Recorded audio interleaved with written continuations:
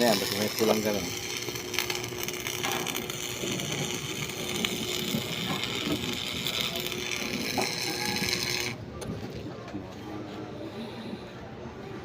Ay, marami ng views yan. Marami ka na kontrata ngayon. I-vlog ko to. Kapasok ko to sa YouTube ko. Pangalawa si Dan ah. Hindi, pangalawa, sige. Oo, pangalawa. Dalawang patong na yan. Sige. Hindi na tayo magkuha ng ulam? O, kuha doon pag nabutan mo. Kuha ko. Oo. Yung ngayong gabi lang, no? Kung ano yung nandun. Hanggang bukas ng umaga, no? Oo. Wala yan, video? Ang YouTube to. Dilim na. Nahulog. Oh, jalin yung bag ko ah.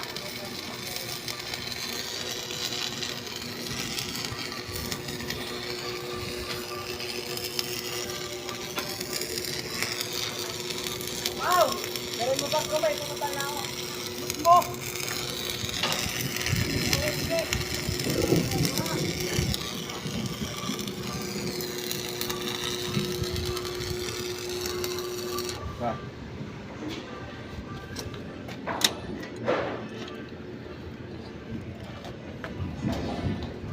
Bali, dinuktong ko siya tubular.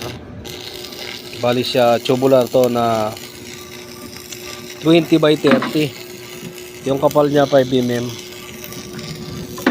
Ang pagduktong ko siya, iniwa ko siya pa ganyan.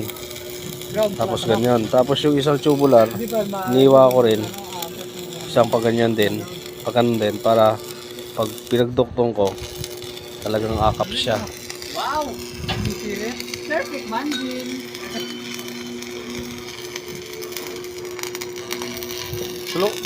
Tulungan mo muna doon. Okay. Siniko, tulungan mo doon. Ta. Ayan. Sila rin. Kailan pa?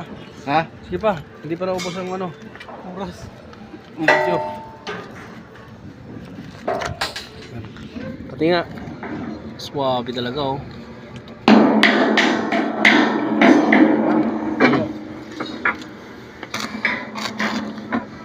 Pag tinik-tik, bibidyoan ko ah. Ha? Oo. Okay na yan.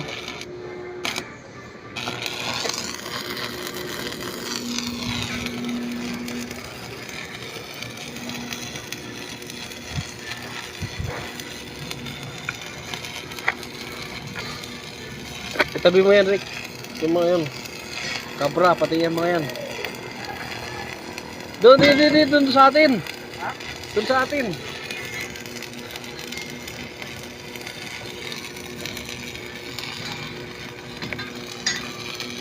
Pa.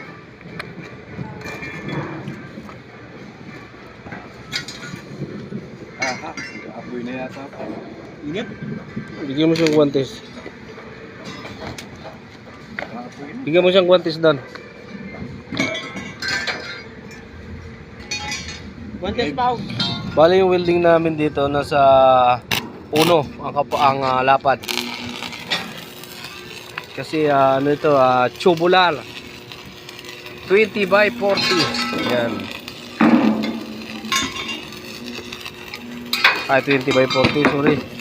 20 pataas. Dito ay 30. Ayan. 20 by 30 siya. Ayan siya. Medyo mahaba. Doon ko siya ilalagay sa rafter. Pang rafter ko siya. Pang rafter to. Ilalagay ko siya sa mga rafter pa ibabaw. Ayan. Doon. Mula doon hanggang dito. No. Tapos hanggang dito. Kapag ganun. Para malagyan ko ng mga sanga-sanga. Atik. Ayan.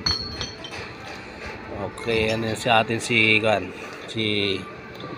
Dan. Ayan o, medyo mainit yung antin natin pero okay lang yan.